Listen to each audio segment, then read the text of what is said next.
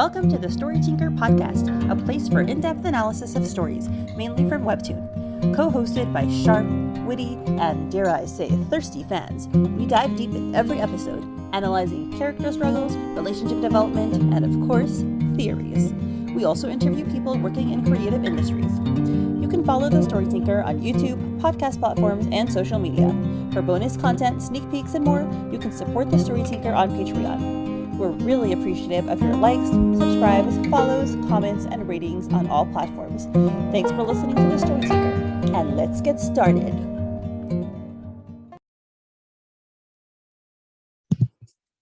Hi everyone, and welcome to season 3 of Purple Hyacinth. It's back! The long-awaited season 3. 6 months. Oh my god, it was 6 months? Yeah, and I fast passed before because I didn't used to fast pass, but then the last episode came out, so I just fast passed all of those at once. So I got it's an extra month for those of us who did that. So oh my gosh. Yeah, and you were on the season finale, and then you were on the season premiere. Yeah, wow, a lot has changed. Got a new setup, even though this will probably pop up halfway through season 1 because of how we record these things. Right. We're traveling around in time. And I was in Holland when we recorded the season 3 finale. I remember when the sun rose. Yes. Oh my gosh, it was awesome. That was really good. Hopefully the sun will not rise because it's 10 p.m. when we're recording, and I don't think we're going to record till sunrise. No, even though this is a really good episode, I think. Yes. So let's get into it. I have to say, I read the recap before, and I'm like, oh, shizzle, I should have reread. There were a lot of details that I was like, I vaguely remembered, but I hadn't had memorized, which when we were recording all the podcasts last season, I really had memorized everything. And now I did not remember all those details. I was like, okay, I really have to go reread everything. I actually, that day, just began to reread it, up to the night before. I think I began to reread from about the circus arc. I don't know why I decided to click that. I like the lighting in the circus arc. I don't know. I was like, I like how this looks. And I began to read from there. And I basically read from there up to maybe 93 or 94, and then it was about to be 9 o'clock, so I jumped to 105 because I know everything that happens in this factory arc, I think, and then I kind of breezed through that one quick because I know that last episode pretty well as well, and I was like, yeah, I'm good, let's go. Yeah, so I gotta do that. But nice to give the recap as well to help out a little bit. No, it was fantastic. I think that it's very smart that they do that because there are a ton of details and it's a mystery. So these clues are pretty important. Mm-hmm. A big part of figuring out everything, and for the reader to kind of feel like they're involved in trying to figure it out, which I like. Yeah, we start this season with previously on season 2, and we get this kind of glitched out flashbacks of all the things that happened in the factory arc.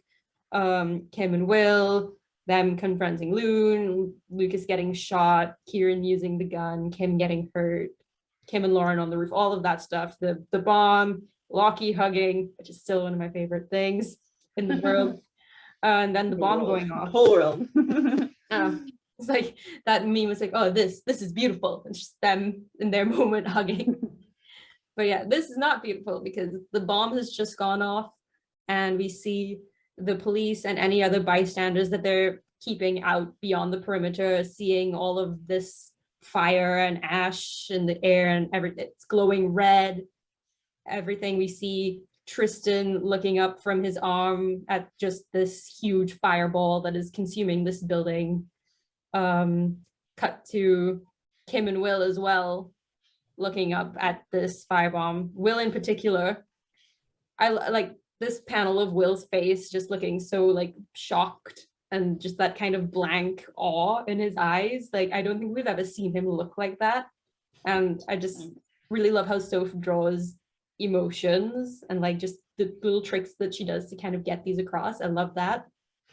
Yeah, and also it's interesting because just thinking about his reaction, you said it was blank, and I think that people react to traumatic events differently. And some people, when there's a big event, they freak out and they yell and they scream and they cry.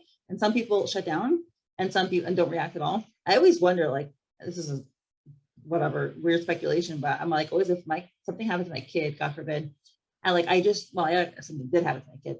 So I know that my reaction would be very, very cold. And I don't want people to think I don't care, but like my son, both my son and my husband had big accidents. And I, like, far from becoming hysterical, I became the opposite. I became very, very, very calm, very, very, very controlled, and like very like, oh, it's all good, it's all fine. Because I don't know, that's just my reaction. I specifically don't want to freak out. I don't believe in freaking out. And I think that's unhelpful to everyone, you know, in the situation. I think that, you know, you need to have like your head on straight.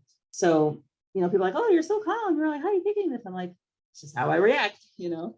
So it's also like reacting like that. It's also your brain is not, I think, processing it right away. It's like, because if you let it like sink in, like what's happening, you can freak out. So just kind of keeping it at arm's length and kind of being like, okay, let's deal with it. Let's do that. I think that that is a very like pragmatic way to do it, so that way you don't freak out in a way. I don't know. I respond to different things in very different ways. I could freeze up and do nothing, or I could like freak out. I could hyperventilate. Like it's wide range of emotions for me. So yeah, I get much more distressed, oddly enough, over like really small things. Like when the house is messy, you know, I really can't handle that. But like big things, I become very composed. So yeah. Weird. but yeah, we see Will looking at this fire, and then we cut to something we've never seen before, which is flashbacks of Will seeing the Allendale train station tragedy. I didn't know. We didn't know that he was there. I began talking about this last night on the server, and I was like, what if the day that his brother left was the day that happened, and that's why he was at, because we see, I reread this, he rode his bike down to the train station to see his brother, and he saw his brother on the train, and then the train left, and he was there and he cried, and then he was assumedly left. And then what if he just left, and then that bomb went off? So like he's just had the craziest, most like upsetting day. Yeah, really. I was thinking about that. I know wasn't the time mentioned in when Will was going, when Raphael left, was the time mentioned? Yes, so that's why I was gonna double check. I figured I was going to double check to see if the time made sense, because they were, and it was in, you know, both times the time was mentioned. I didn't go back and read it though. So yes, I remember like when I was looking at it yesterday, I was like, oh, there's a clock, but I didn't take in the time. I was just like, they show time a lot in this series, don't they? With Kim's watch and the time of the bombing and all that. So we can check now. Do you remember what episode it was where Raphael left? It's, I think the thumbnail is the one with Kim in it.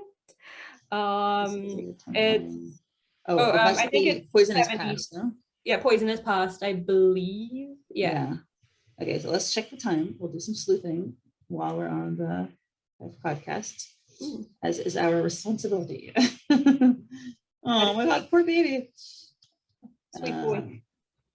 Okay, emotional scenes with Kim and Will. So far, no flashback, but maybe. Let's see. Okay, no flashback here. Maybe the next one. Haunting. Okay, that makes sense. Oh wait, no, this is the one with.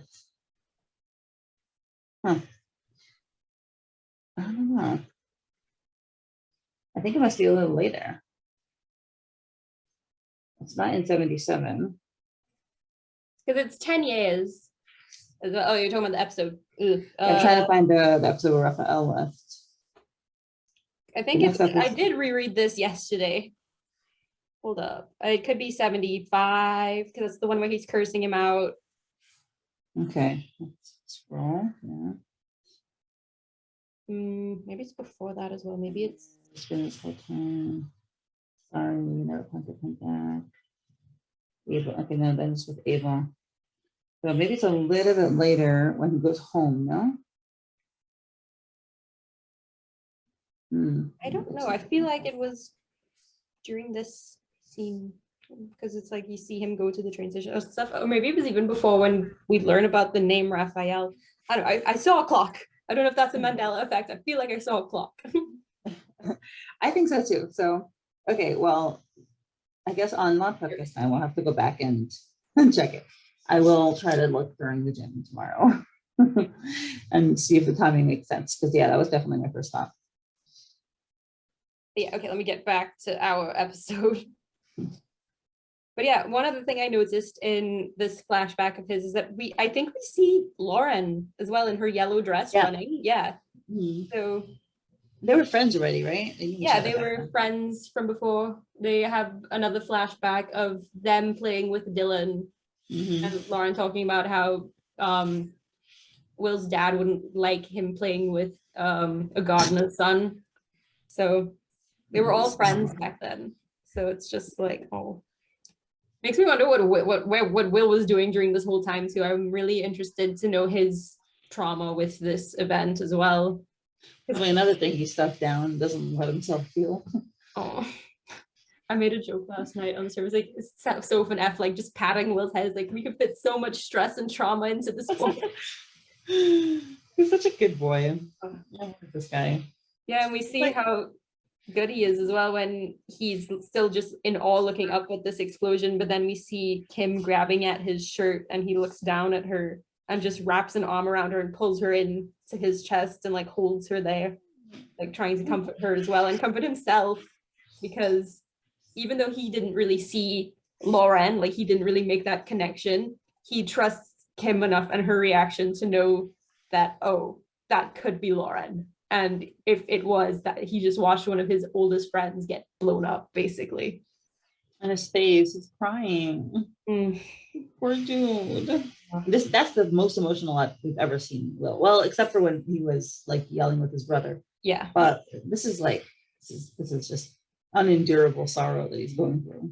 And I also, speaking of that sorrow, when we pull back and we see the scene, we see one of the messengers looking down, potentially his brother. Oh, that would be a good tie-in if we go straight from Will to him, right? Yeah, that's like we see that his brother was there. We see the wrist tattoo, and we see that he's dressed as the messenger. Before in the factory arc, we see that. Right. So it's almost like you can't really see it in the picture of like the building on fire, but we can assume that the messenger can see Will there. And so Raphael is seeing his little brother there, like, and I'm wondering if he was at all worried that Will would get caught in that explosion too. If it was Raphael, which is funny because I saw that in the recap, they're like, oh, we don't see the risks of, these two circus members. So it's like reminding us, don't jump too quickly to assumptions that it's Raphael. Like there's still two other members whose risks we haven't seen. Like why would we immediately cut from Will to this messenger? Yeah, well, they could just be trying to trick us. Could be. But by the way, just scrolling back a little bit. Oh yeah, sorry. So Soph and F, they aren't usually the type to put in like simping pictures. Like a lot of webtoon authors will put like naked men all the time. They're just gonna have like chiseled crazy abs all the time. Soph and F don't do that really, but I do say that the point where Will is like, we see I love this, just me like grasping for straws, but like we see a little bit more of Will's neck, like his stretch, just pulling his shirt down, and like it's raining. To me, it's like the typical scene of like wet man in the rain, the white shirt sticking his, oh my god. Like, I don't know. That's what I think.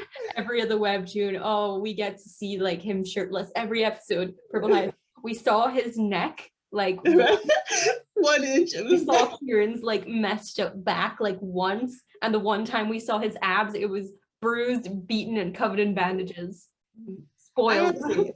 I do appreciate that as much as like I'm not going to complain, but at some point it gets to be like pretty obvious that it's just like fan service when all these webtoon men are just being displayed for us, and a lot of times their abs, I made a post about this, that are totally unrealistic for their character, because like you have to work really hard to get those abs. Like you don't just get abs by existing, like, and a lot of these characters are shown to have amazing abs and they don't ever work out, and like you're not the type of person to work out either. So I appreciate the Soph and F are like not focusing on that.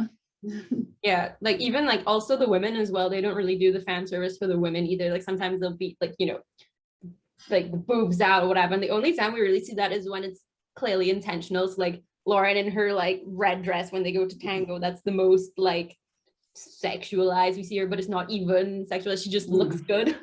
Yeah, so like totally. One thing to appreciate definitely about this series. But yeah, we see the messenger looking down and then turning away. And then we cut to Tristan looking up at the fire. It's kind of. By the way, actually, it just occurred to me, the fact that we zoom in on messenger's eyes, maybe that is a hint that it's Raphael, like kind of like caring, because why else would we zoom in? Like, to me, it's showing that this guy's like, he's been looking intently because he cares. You know, like every panel isn't, it takes so much just to make one panel. Why waste like 4 panels on a random character that we wouldn't know, you know? Right. Like, that's just my logic anyways. But yeah, so Tristan's there looking up at this stuff, and then as he's staring at this fire, he pulls his walkie-talkie up, clicks it on, and says, "Lune saved us all." And I can't read that without thinking of the trailer in that voice. They put it in. It was so good. Wait, we have to do like round of applause for the trailer and everyone involved in it, because there's a lot of people, a lot of great fans involved, and like amazing work to everybody. Blood, sweat, and tears that went into that thing. Honestly, it's a work of art. Yeah, it's very cool. I am very impressed with people's creative abilities. Yep. So then we see the title card. I'm missing this title card. Episode 106. By the way, you know, I planted 1,000,000 purple hyacinths in my garden. Oh, I planted some in front. Like, I think I showed you guys a picture of it, but I bought more. I just bought tons of purple hyacinth bulbs, just like, all over the garden. So I love you want to get one as well, but one of those ones you keep inside, because I don't have a garden in my apartment. So just like maybe one of those little bulb ones you keep in like a little vase with like water in it. I don't know. I want to get one of those somewhere. So because they bloom in the spring apparently, and I wouldn't mind having one just with me. And especially with the new season, it's like it's a good time. So we see what looks like the fire brigade. They've got their hoses out trying to stop this huge inferno in this building. They say, then we hear a voice saying, "We've counted 17 dead and 20 wounded on our side. We are still retrieving bodies." And we see a body with a bloody sheet over it being taken out on a stretcher. They didn't even bother like at least relating how many Phantom Scythe members were dead. It's like, we don't care. Yeah, and they say the Phantoms escaped in the chaos, and we see what looks like the bomb squad retrieving some of the crates full of the bottles of nitro. And then we see the person who's talking is Hermann, and he says, "But we've captured 4 of them alive and sent them to the tower for interrogation." Did you recognize Hermann? Because I did not recognize him at first. I recognized him just because I had just reread it, so I knew he was in that dumbass bomb squad helmet. Why is it dumbass? He looks better than he ever looks. I don't know. Like it is the best he's ever looked, but that's not the thing. Apparently, Soph, this is like the one character Soph tries to make ugly, but I'm like, he's not even ugly. I don't think he's ugly. Exactly. I've not seen an ugly character in this whole, except for the butler, which somehow we have to pretend he's not ugly. But yeah, but yes. Sure. Yes. So says, "But we captured 4 alive, sent them to the tower for interrogation." And then he's saying that to Tristan, and Tristan says, "Thank you, Captain Hermann. Once everyone is evacuated and this fire is controlled, the bomb squad will try to breach the basement doors. We'll close the security perimeter around the neighborhood as soon as your teams are done scouting the building." And you're just seeing all of this chaos going on, but he's just kind of relaying all this information to Hermann. More bodies being pulled out on these stretchers, some with like bullet wounds to the head, and says, "No one but the intervention team will be allowed to set foot within 500-meter radius of here until the crates are removed. I've also been," oh, sorry. No, okay. I was just saying. And then Hermann says, "I've also been informed that the civilians that were evacuated from the area have reached temporary shelters." And we see Tristan just kind of look like he's like gonna sigh. He's taking off his hat, eyes closed, looking down. He's like, 17 deaths. That number could have been so much higher. And then Hermann says, "If they've been hiding that arsenal right under our noses this entire time, who knows what else they got." And then we see that cool shot of Tristan from the trailer looking really kind of determined and almost menacing in a way, as he says, "Oh, I intend to use every means I have to find out Captain Hermann." Yeah, it's oh, definitely Tristan. And right. it's so serious. It's like, oh, this is why he's chief of police. Right. It's usually so mild mannered and he seems so gentle. Mm-hmm. I like seeing badass Tristan. Yes, me too. I like Tristan. Both Tristan and Dakin, like I've said before, because I think it's honestly because their age, like they're older, and I feel like they're more reliable just because they're older. Like less drama, maybe. I don't know. You probably have lots of drama too, but I just like that. Yeah, I like I that said. a lot as well. Then it's still raining as we cut to a hospital, McIntyre Hospital, and we see Kim and Will in a dark hospital room in chairs and in the gowns and everything, leaning basically leaning on each other. And then we They look so defeated. Yeah, just completely sapped for energy, completely dejected, tired, like broken, like physically and like emotionally. Like, and then we see Will look up and he's got that like dead eyes sort of look. Soph usually puts a lot of detail into the eyes, like they should really bright and all that, but he just looks so dead-eyed. His bags have bags, tears in his face. He's usually got it all pushed back and stuff. We see him look up at Lukas, who's looking worse for wear. Oh no. One of my big fears was that Lukas was gonna die. So seeing him in the hospital bed, I was like, okay, he's not dead yet. Yet. Yet. Right. Someone has to die. I will say, like, for the story stakes to be believable, some bad things have to happen. So I don't know. Lukas, maybe it's your time. I don't want him to die though. Like I was like, oh God, like I feel like there needs to be stakes, but also I'm like, but not Lukas. Not Lukas. Well, so who would you choose to die? Yeah, that's the thing. But I don't want anybody to die. But also it's like, but it's Lukas. It's Grumpy Cat. You can't kill Grumpy Cat. Like he did that. He was such a badass in the last one. And like, you know, if he died, he'd die a hero or something. I'd be really sad if they just draw this out. He's just in a coma for this entire time and then he dies. That would be so sad. You heard it here first. If that happens, you know that I will be very sad. Yeah, I'll tell you what, I do think the fact that he's still alive now means that I think he'll probably make it, because for dramatic purposes, it would make most sense if he just died in the factory. The fact that he's still alive, to me, it's like, yeah, it's anticlimactic if he just is in a coma and then he dies, right? It would make sense if he dies, you know, in the factory. So yeah, I think there's a good chance he'll survive. Yeah, he got shot like 3 times. 2 of the bullets actually hit him. 1 went into his bulletproof vest. And he fell off of that catwalk thing. Probably has a lot of bruising, maybe some broken bones, internal bleeding. And he still lives through that. That's what I just wanted. I don't know. I'm really invested in Lila. What can I tell you? Well, yeah, I mean, a little bit more of that later. So yeah, you can rave about that. But yeah, we cut from Lukas passed out with the cannula in his nose and all that to Kim and Will once again. And then we zoom in on Kim, and then we see a flashback to the fight on the roof with the messenger, where Kim hits him in the head and he falls off the roof. But as he's falling off, it kind of glitches and then it becomes Lauren. And we see Lauren reaching out, almost like how Kim was, because wasn't it Kim that fell off the roof before? It's kind of like a weird reversal in a way. But then, yeah, so also Lauren, just the way that Lauren looks in the story is so pretty. Like, I don't know, Soph. I miss Soph so much. It's so good. No, I have to say, when I came back and I was like, oh, her art is fantastic. It's so ethereal and beautiful, and like the lines, it's stunning. I'm so happy to see it again.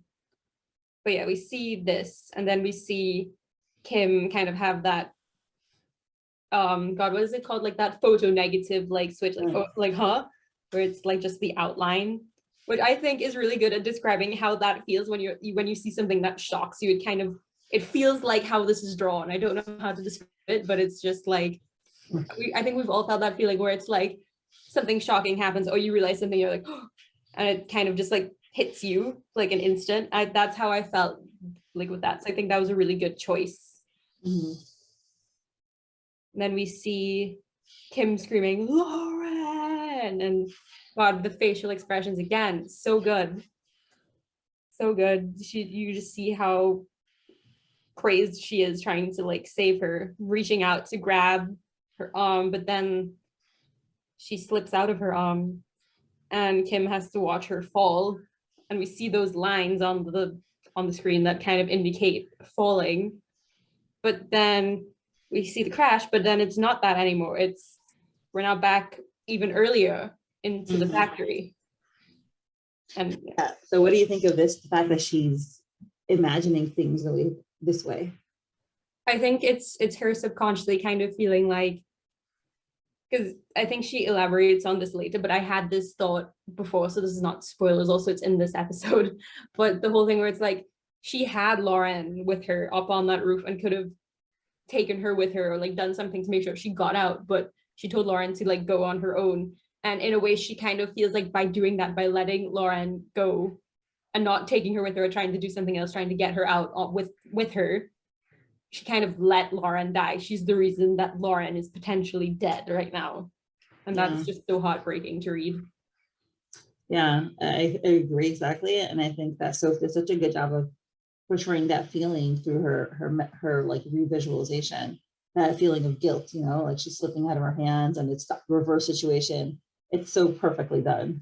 It's such a beautiful way of visualizing her feelings. Yeah, and now, so yeah, but she's now back earlier in her memory, and you see like she's reaching her hand out, and she's like, "What?" Which I don't think, you know, it's anything from the original episode. Like the rest of the episode is like pretty much what happened, but you know, it's kind of like she wakes up and she's like, well, she's reaching at her hand still, and now she's earlier where they're in the factory and they're having a shootout, and she remembers Lukas there, and you know, like you said, him being badass. Oh, so good, king shit. Yeah, that scene was like, oh, that's just one of it's an awesome panel. Him being and like, like God, Randall, right? What? Yeah, right. With the guns, like, love it. Yeah, so you know, she can take cover, and you see her like shaking, kind of like to get herself back in the memory, I think. And you know, it's the ground fire, it's the revolver, it's the ammo, right? He tosses the ammo at her, it's the shooting, and you know, just like everything that happened. And now you see like she's shooting, and then you see the bullet casings come down. Now you see this, what I like to call zombie Lauren coming at her, all bloodied up, just looking ghastly, and silhouetted in this light, like she's, you know, against the backdrop of black with the light shining on her. The shadowing and lighting is just stellar, as always. Always. Yeah, and you see Kim is like, what? Kim's expression, the gun shaking in her hand, like haunted. Yeah, in her mind, it feels like she thinks she just shot Lauren, right? She was trying to shoot at Phantom Scythe people, and like you see Lauren staggering towards her, and with blood all over her, and it's like, oh, I just shot Lauren, because that's how she's feeling. And you see the blood drip. So, and then, you know, she falls, Lauren falls onto her, and obviously because she thinks she's dying, right? And Kim's like, no. And Lauren's just like dripping blood out of her mouth, you know, her head is leaning down, and Kim's like, Lauren, please, no. And she's crying, Kim is crying, and Lauren's just like, her eyes closing, she's dripping, and Kim is whimpering. We have a thing whimper, her tears are streaming down everything. She's like, I'm so sorry, I'm so sorry, please don't leave me. And yeah, and then we're back at the hospital. So like, oh, she totally feels responsible for her death. Yeah, and I'm pretty sure, like, I realized this as like just thinking about it more and more. It's like she was probably asleep on Will's shoulder. That's why they were like leaning on each other, and that was like just the dream she had, but like the nightmare she had basically.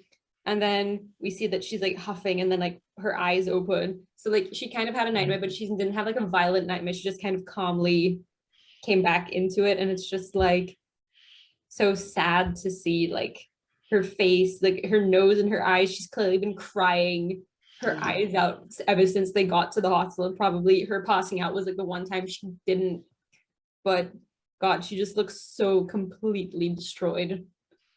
Yeah, that's very, very well done. And then we see it's kind of like the morning. the sun is rising beyond the window, and the door opens, and it's Lila. Right, she's here to visit her baby.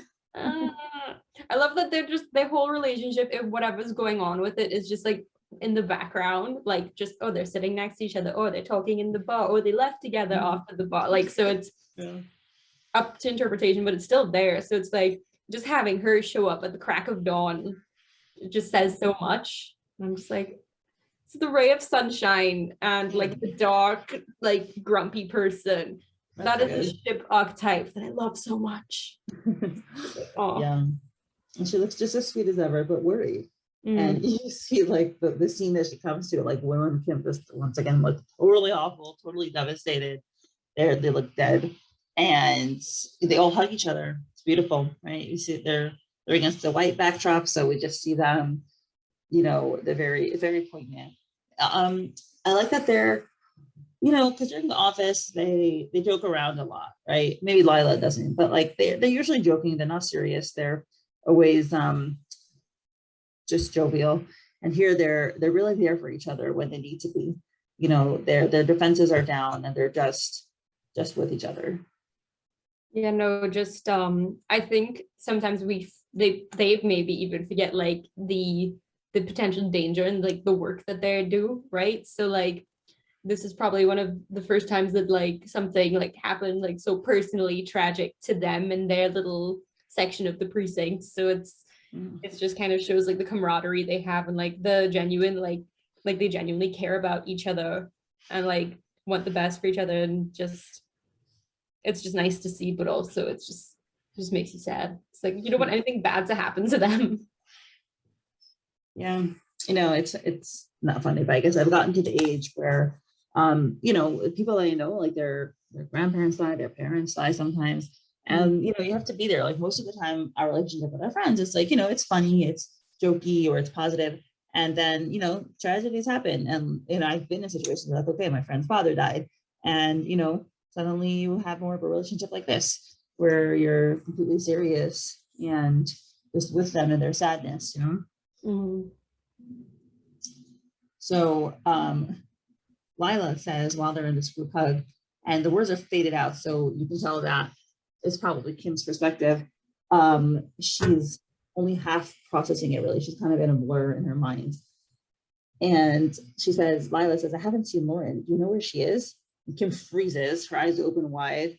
And then she says, no, I haven't seen her. And you just see her like grimness on her face, like her lips are starting to tremble. Like you could just see she's like devastated because she's thinking that she's dead.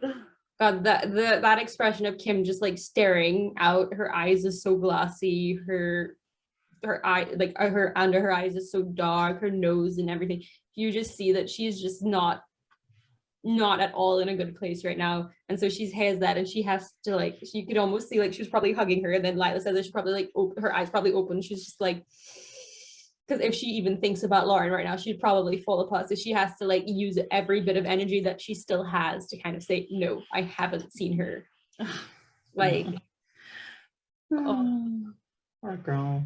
And the nurse opens up the door at this point, and she looks at all of them. A doctor, right? Sorry. Dr. 𝗵𝗻𝗲𝗋. Yes. MD, obviously a reference to our dear author, 𝗵𝗻𝗲𝗋, who Getting is her in medical school at this point. degree. Right? She's in medical school now? Yes. Nice. Good for her. So one day, Dr. 𝗵𝗻𝗋. And Lauren, Will and Kim nod, and they leave the room. And we just have Lila. They're watching Lila stand by Lukas's bedside, speaking sweet words of love, I'm sure. Just sitting there being with him. I don't know about you, but like when you have a loved one in the hospital and they're just like not in it, it's one of like the like worst feelings ever. Like, I don't know, I like reading is I was just thinking about like when my grandmother and my grandfather, they've both passed away different times, obviously, but they both had to be in the hospital toward the end. And it's just like, I don't know, just really sad, and just like, I don't know, I don't like seeing people like looking weak and like in the hospital bed, because that just kind of reminds me of like just the end is near generally. So I'm like, again, hoping that it's not happening to Lukas, but also it's like, ooh, it'd be interesting for the plot. But they've already established that he's just in a coma, and I feel like killing him off of that would just be really, really sad and like make it worse, because then it gave me hope, and then you took my hope away. But yeah, I'm just, but it's also nice because it's nice when you're in a hospital, if at least having someone there with you in that just sanitized, everything's white, there's nothing personal really to you, having just a person that can be really comforting. So like that there with him. Yeah, it is. So Lukas, I'm mixing whole names tonight. Will and Kim are in the hallway, and we see, there's some other doctor/nurse there wheeling a patient down. They're walking down. I think they have IV attached. Or Kim has a crutch because of her leg. Also, isn't it? I feel so weird just seeing their bare legs. I don't know. It's like, Will, you got such skinny legs. Well, we've already established like the characters in PH are all skinny pretty much. Like they're very willowy. I think it's like the art style. Yes. So yeah, they're walking down the hallway, and Kim spots a telephone. So she runs to the telephone and really rapidly, spins the numbers. Is there any meaning significance to being on number 3? Probably not, but let's speak out about it. God, imagine if like every single time you see numbers in this thing, you put them together and it's like a code for something. God. Right. Yeah. And Will is, looking at her with a look of concern. I think he knows what she's doing. And she, it's ring, bling. And she just takes a deep breath and hangs up the phone and just like collapses onto it, huffing. And she's, her hands are shaking and trembling. And Will says, Kim, even if she, right, because obviously like she tried to call her house, right? Like it's not exactly practical. And Kim says, for a moment I let myself hope I was wrong, and she was safe at home. She would pick up the phone and prove me wrong, right? Which is just not something that's going to happen, even if she's alive, right? But she wouldn't just be home. I mean, whenever bad things happen, isn't it just like, no, I'm gonna like close my eyes and then it's gonna all be good again? And then like, especially when you're in the middle of a very stressful situation and it kind of feels like everything's kind of swirling around you at once, you kind of go into that denial or like that hopeful, like, oh, what if like something's gonna happen and it's all gonna go away? It's all fine, but then it's not fine. And you're just like, oh. So I relate a lot to Kim just being like, doing the thing, even if she knows it won't do anything, just doing it anyways, just get it out of the way. Yep, exactly. And he says she could be anywhere, and even if it was her, maybe she survived and was brought to another hospital, right? He's trying to be like, maybe it wasn't her. He's trying to be comforting. Kim's like, it was her, and she flashes back to them hugging on the roof when Lauren saved Kim, and she says again, it was her. Will just looks at her and poor girl, poor them. And I don't know about you, sorry, before we move on, just like have Will's hair being like that just kind of throws me off so much, because we're so accustomed to him being put together. Even when his brother showed up, his hair was still in that, like, he's combed back and everything. So just having his hair just all in his face and stuff, it's very just shows not only that he, like, obviously he's been through a lot, so he's not going to care about his hair, but it's kind of like a more of a physically showing to us that things are like different with it. Like he's also hurting. He's also just like been through a lot as well. So I like that it kind of makes you feel, I don't know why, it just made me feel uneasy. It's like, that's not William, like, So I don't know, I appreciate kind of the cognitive dissonance that you have. Like, it's Will, but it's not normal Will. Yeah. It reminds me one of my cousin, my mother's first cousin. So my second cousin, who was my age, a little bit younger than me, she was on a trip with her friends in Arizona, and she was driving actually, and she made a turn. She turned into the path of an oncoming truck, a massive truck, and it killed her and her friend in the front seat. And the two other friends in the back seat survived. but so she was like 20, she was very young. She was like 22, 24. I don't know. She was like a young person. They were just on a trip. And my, her mom, my cousin, my other's cousin, is usually like super well put together, like fancy, like always looks top notch, like her wig, because they wear wig, perfect, makeup, heels, like everything, like coma perfume, like that kind of person. And so when we went to the Shiva, right, which was the funeral, I didn't actually see her because she was in front, but like the Shiva, which is the week of mourning, we went to see her, and she just like, she was like dead. Like she had that same look. I'd never seen her look like that before, obviously. And like, she was not fancy. She was not dressed up. Like she had no makeup on. She looked awful. But like, I had never seen her like that. And it was, yeah, it was very clear that, you know, something giant had happened. Yeah. So sorry for your loss. I know it's obviously a while ago, but yeah. Yeah, I still think about her every so often. Her name was Rising Morgenstern. She was very creative. She was like a music teacher. She would produce CDs for all the, like, she had a studio. People would come to her and she would make music for them. Like if they would, you know, want to produce a song, they would sing at her studio and she would produce the music and they mixed it and whatever. She was a very creative person. Right? Just happened for no reason. That's it. So it's life. Yeah. I think about it every time I go to like a family wedding, like when one of her sisters gets married or her cousin gets married and I see the whole family, I always think about her. Yeah. Anyway, before I start crying, let's continue. Very emotional episode for us today. Yeah. So Kim says, she says, you know, she saved me. And she thinks back to the memory where she says, go, right? And she says, and I let her go. I thought I was helping her get away, but instead she could be. And then Will reaches his arm out and touches her back and says, you can't know for sure, Kim. And she just turns around and desperation in her eyes and crying again. She's like, what the hell are we supposed to do? When Tristan realizes she's missing, he'll ask us what happened. How are we going to tell him it was his niece carrying the bomb that exploded right all in front of us? And she's clutching at her gown and tears are just going down her face. And Kim puts both his hands on the back of her neck and shoulders and says, we won't say anything. Oh, I can't believe how Will is so there for her. Like despite his pain, he is in control and calm. And like, he's like, I'm going to help her out. I'm going to remain calm and, you know, have my head on straight.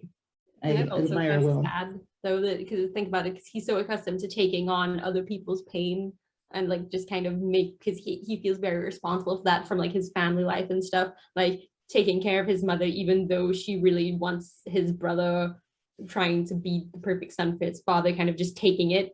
But also in this case, I feel like it's not out of obligation. He's doing it because he cares about Kim and cares about Lauren, and is just how he is, that he's kind of trying to logically think of everything, like how you said earlier, how you kind of logic everything and kind of get everything in its place when something happens like this. So Will is kind of embodying that as well. Yeah. But also he's a steady and comforting presence to Kim, and he knows that like by doing this, by being kind of steady for her, that he can like keep her calm, or like at least keep her together more rather than making it worse. And that's nice. One thing I will say, like with this whole arc, is that these characters, the tragedy is putting them closer together. Like they're definitely, Will and Kim, obviously, you know, their relationship has been really a little antagonistic until now. You know, they're constantly, Will's like, I can't stand Kim, she drives me crazy. And Kim was always trying to tease Will. So after this, their relationship, I think, will definitely change. You know, they've been through this intense trauma together, and Will has been there for her, and he's seen Kim, you know, fall apart in front of him. I really think that it's a pivotal point for their relationship. I don't think it'll be the same.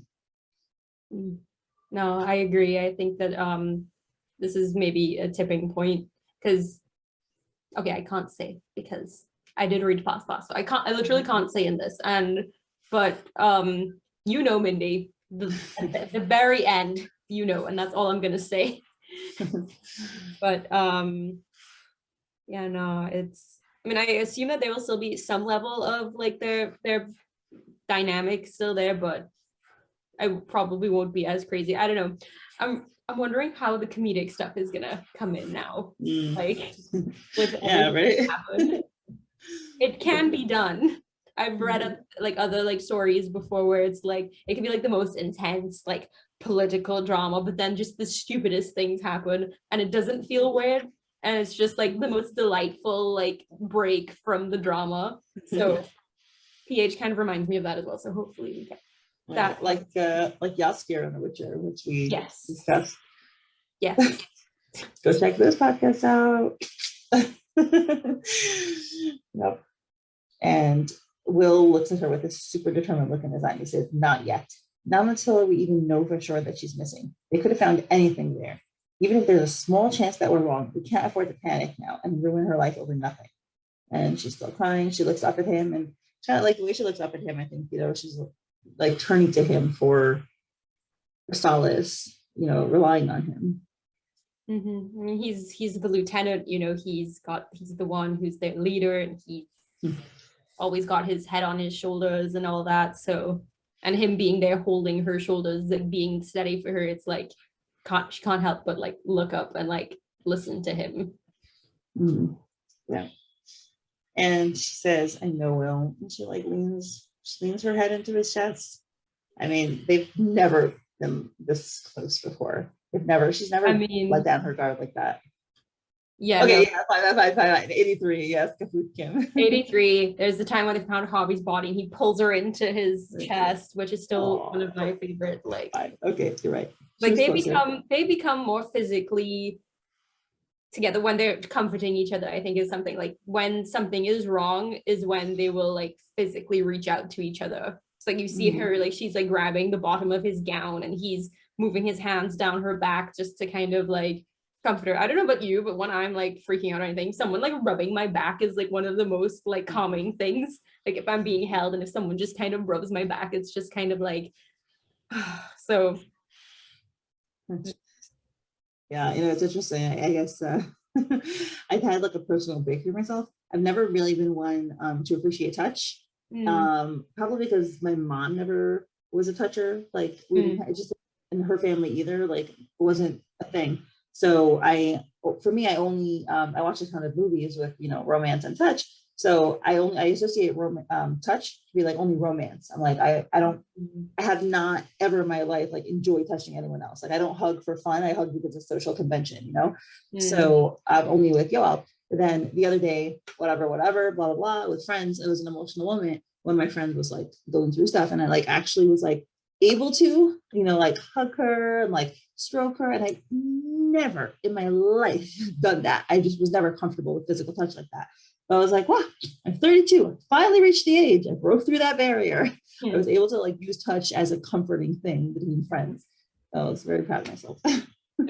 Some people are just are not as inclined to touch. For me, I don't know. I like my mom, she was very much like, let me hug you, let me like in the morning to wake me up to go to school, she'd like rub my back and like speak really softly to wake up. So I associate that with like just comfort in general. So that's just how I like grew up with her. But yeah, I don't know, like sometimes it's like with friends I will like hug and whatever, but it's not like, it's more of a social thing. And then if they're really going through something, like one of my friends actually she had a bit of like an anxiety panic attack a few months ago, and I was the only one around.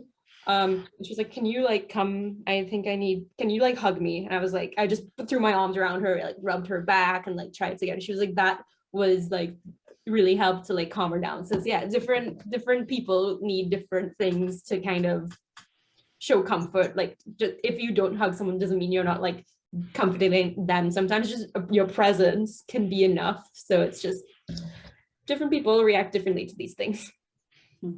Yeah, it's interesting. I guess I've never even anyway, I mean, I guess I can go on about this, but I don't know if this is the person. But so yeah, so now flash to the factory again, and we hear the radio reporting 8 bodies in the southwest corridor, 3 injured, 5 dead bodies, north side cleared. And we see a bunch of police officers, the search team, whatever, in the rubble. But excellently portrayed. I mean, this stuff looks just so, it's like a bombed out shell of a building, like you see the rafters on top. And just the rain coming in through the holes in the roof and the glass ceiling and all that. Really good at setting the mood. Yeah, graphics are super well And we done. even see some embers still glowing, like in the corners. We see. Oh yeah. I didn't even notice that before. So like even with all of this rain and the fire brigade coming in to like help everything, there's still parts of it that are on fire, which can happen. Some buildings like can be on fire for like days after an event like this. So there's tapping, there's crunching, like we got the, the visual, whatever, reading of the effect. And then someone finds something, he says there's something here, and they're looking, and then there's Grace, right? That's from Soap's first comic, yes. Private investigator, right? She's on the investigative unit here. And so they're looking in with their flashlights, and she says these are too charred for identification, or from how much it's burnt, says another person. And considering their locations, and we see these 2 bodies, they are most likely Lune. And yeah, the bodies are charred. One, there's like their limbs are half cut off, like missing an arm, missing a leg, missing a hand. Yeah, and that's how it ends. And one of them is like a bigger looking person, one of them is a slightly smaller looking person. It's just like so when we were doing the live reaction yesterday, so I was like, this is not Kieran is not as buff, Kieran's more slim, this is obviously not Kieran. And Meg was like, oh, we have to turn him over a profile to see if he has no butt. If he has no butt, it's Kieran. So, very disrespectful way, I know. Very.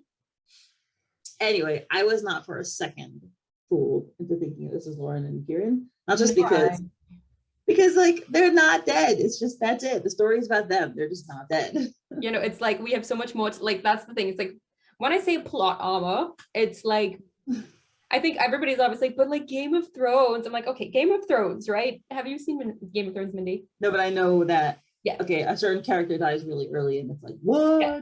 He's like the main character and whatever, right? But like him dying is more just like, oh, he was the main character, but like the story didn't revolve around him and his personal stuff. The personal stuff was like the other characters, his children, the other people, like whatever, right? So you can't kill a character that has no personal, like that is like their personal journey and like learning about them and stuff.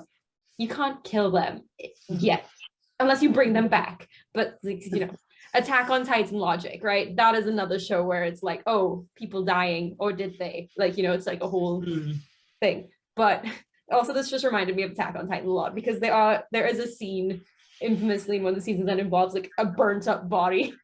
And it's just like, I saw memes of people being like, Attack on Titan fans looking at Purple Hyacinth and being like, first time. People being like, these dead bodies, like, we've had to deal with this many times. But yeah, it's just, you can't kill them. It's their story. Actually, I did read one set of books where the main character dies. And I was, it's interesting because the first 2, I'm not gonna say which book it is in case I don't want to spoil it. It's a very popular young adult book series. I think I know which book series this is. It's a trilogy. Yes. I have not read it. Oh, but I know the spoiler from the 3rd book. Oh, you do know? I do know. Yes.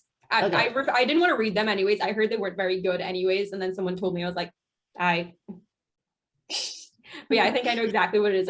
We could DM off just to confirm, but I'm pretty sure I know what it is. Okay. Yeah. So basically what happens I think in the 3rd book is that the characters, so first books are narrated from the main character's point of view. And the 3rd book, it switches back and forth between the main character and another pretty big character. And then I was like, that's interesting. Why they switch in this book? And at the end, I realized why, because they killed the main character off, and book continued a little bit further after. So yeah, now I know why. Like 𝗪𝗏𝗀𝗆𝗍, but that one is like they died, but their ghost narrates the rest of the story. That is such a good book. Oh my god! But yeah, that is heartbreaking. I cried for that entire time. It's like, oh, I just read the creator's notes. Oh yes, I'm gonna pay for. That's hilarious. Well, they always do that. They write the most irreverent things in the comments. I know, like, but also it's like it's so funny and it works, and especially for people who aren't fast passing like I did for the first 2 seasons. If I saw that often, I was like, I can't fast pass. I'd be like, this is bullshit. But then I was like, ha, ha, and I just paid, which I feel really bad for. I feel like it's like, oh, I fast pass, but I'm like, oh, I feel like I'm like showing off that I fast pass. It's really not. I'm just stating facts. Yeah, don't worry. I don't think anyone thinks it's showing off. I mean, at least I don't. But it's, yeah, I think that was a really good intro back into this season and this whole arc and everything. I think focusing on these other characters and what they're doing just kind of shows that other people, that this whole event has not only affected the main two, but has affected basically everybody around them. And it's a really good sense of like what is to come, I think. Yeah, and the emotions are super well done. They look properly devastated. As they should. Yeah. Yeah, I mean, and PH can be very lighthearted, or at times, like we discussed, like all the banter between them, especially with these characters. So to see them in this new way is, it's good, it's realistic, it's you know, it's nice. It's nice to get like a tinge of some real drama and real stakes here. Yeah, and I would say I'm excited to read the next episodes, but I already read the next episode. Yeah, I did. I like, as soon as this started, it was like, ha, charred bodies. Next one. Right. The next one hurt me, but we're not gonna get into that. Yeah, and I'm not on the next episode, I think. So y'all are gonna have fun talking about that one. It was fun to read 6 at once. It was very cool. It was a very cool experience. It was. So yeah, when I started in 80, so I was already, I didn't get to, yeah, the first time for PH being able to read more than one at once. Right, that was me. They had a coin event back when season 2 now began, where you got 10 free coins from Webtoon for their anniversary. So I used those on 2 episodes of PH. So I got, it was 3 in one day because it was like Monday. Nice. I did 3 in one day, and then I did 5 for the finale. Was it 4 or 5 that were? I think it was 4. Because it was, yeah, we got 101 and then the 105 was out. So I read 101. I was like, what? Like, watched a show with my roommate because I planned that already, but I was just there like, then came back, read all of it, and was just like, but yes, yeah, so 6 is the new record for me. Nice. Yeah, and it's a lot for Webtoons. I haven't, well, I only fast pass a couple, so I don't always pay attention to how many fast pass episodes are in other Webtoons, but I think 6 is a lot. It's like a big bulk, I guess, of fast pass episodes. I was like, oh, so this is what people who discover the series like now feel like when they can read like all of Purple. I discovered Purple Hyacinth. There were only 20 episodes out. Right. I caught up in a day. I was just like, I can't remember. When did I start? I know I started podcasting at 80, but I must have started reading it before. It was probably sometime about this time last year, because I remember when you reached out to me about podcasting. Yeah. It was about a year ago. Yeah. But I think I was reading it before. I don't know how much before. I'm sure if I scroll back messages, I'm sure I'll find out when I'm reading to my friends about it, because I tend to do that. I found the screenshot I took the day I discovered it to send to my friends, basically like, read this, and none of them have. So I have a deal with my one friend. She's gonna start reading it soon. I was like, when season 3 comes out, you need to start. She's like, fine. Back when season 3 was supposed to be the last season, but now it's 4 seasons. I think I've confirmed that there will be 4. But yeah, I was like, I'm just like, she can still read it now. It's fine. It's fine. I don't have to tell her that it's not actually the last season. or should I? I don't know. I'm debating. That's a moral dilemma. That's funny. Yeah, I have one friend who reads, one real life friend who read Webtoons after I like raved about it for 10 million years, and she was reading Let's Play. She's probably not caught up now, but she, at least there was one thing that she was reading. So I was like, okay. But my friends here will recap, like they have to listen to what's going on, whether they like it or not. They tell me they scroll past it, but I know one of my friends actually reads it and cares. So that was like Lila, so we could figure skating, and my roommate's That's the sport I care about on this earth. So like at the Olympics was next level, and there was just so much drama, and I was just explaining these people are awful, this coach is doing this, and this is this jump and all this, and this skater, I love that, like, but they are awful, like all this other stuff, and they're like Nice. Well, it was fantastic doing the episode, Bundin. Love being here for the first one, Mindy. Thank you for having me. And we shall see you again. Yes. Okay. All right. Have a wonderful night. Bye. Yeah. Thank you so much to my current patrons: Susie, Lady Libris, Lily, Jenny, Haley, Molly, Veronica, Emily, 𝗹𝗶𝘀𝗀𝗆𝗃 Puggles, Meg, Ann, Rose, Priya, Alexa, Misty, Laura, Joanne, Patty, Emilta, Esther, and watching people, Taurus, Poppy C, Marie, Jen, Emily, Jean, Jen, Erin, D, Kay, Lily, Beckett, Duranda, Christine, Sadie, Kelly, Daniel, Louisa, Mr. Gastaldo, and Kaylee. Your support is truly appreciated.